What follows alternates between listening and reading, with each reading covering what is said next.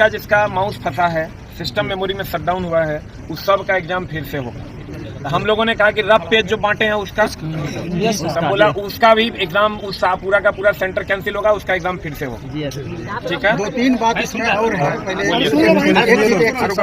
कि टेक्नोलॉजी इतना हाईटेक हो गया है, जो सामान्य चेयरमैन सर का कहना था कि एआई के मदद से अगर 10 सेकंड भी अगर सिस्टम कहीं से प्रभावित हुआ है, कहीं सिस्टम रुका है, 10 सेकंड हो, 20 सेकंड हो, 30 सेकंड हो, पूरा रिकॉर्ड उन लोगों को चला जाता है। उनका ये कहना था मैं भी उस तरह का सिस्टम हो, और साथ में हर कैमरा भी हर रूम में लगा हुआ है, तो पूरा का लेखा जोखा उनके पास उपलब्ध है। उनका कहना था कि अभी 150 हमने कंप्लेन ओवरऑल देखा है, जो कि मेरे पास रियल में आया है। इसके अलावा भी जितना आपने पॉइंट लिखाया है, हम लोगों ने 7-8 पॉइंट टोटल लिखाया था, तो बोला कि सब पॉइंट को हम नोट करते हैं और अपने सिस्टम को उसके एवोल्यूशन में लगाते हैं। अगर किसी खास सेंटर पर मैक्सिमम प्रॉब्लम आया होगा, उस सेंटर को ही हम कैंसिल करेंगे, और नहीं तो सब विद्यार्थी को आप आश्वस्त कर सकते हैं कि कोई भी विद्यार्थी जिसके साथ वाजिब में दिक्कत रहा होगा, उनका निदान निकलेगा ही निकलेगा, उनका रीशेड्यूल एग्जाम होगा। पहली बात। दूसरा कि संबंधित रेलवे भर्ती बोर्ड, जिस बोर्ड में आप रहे होंगे, सेंटर पटना है अलग बात है, लेकिन कोई रांची बोर्ड का होगा, कोई मुंबई होगा, कोई बेंगलोर होगा,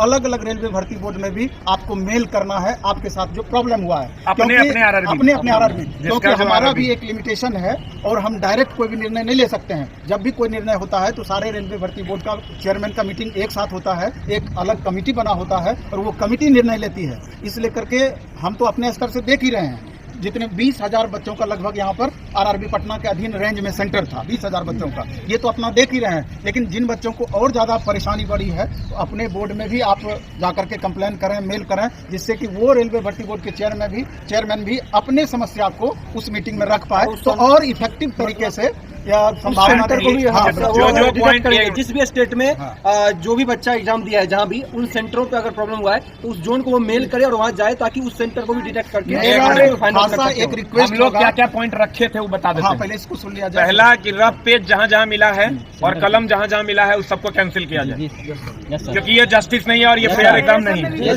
एक मिनट। दूसरा हमने दिया है कि एक अलग अलग टाइम पे बच्चों का जो है सिस्टम खुला, जिसके कारण एक का मेमोरी देख के दूसरा मारा।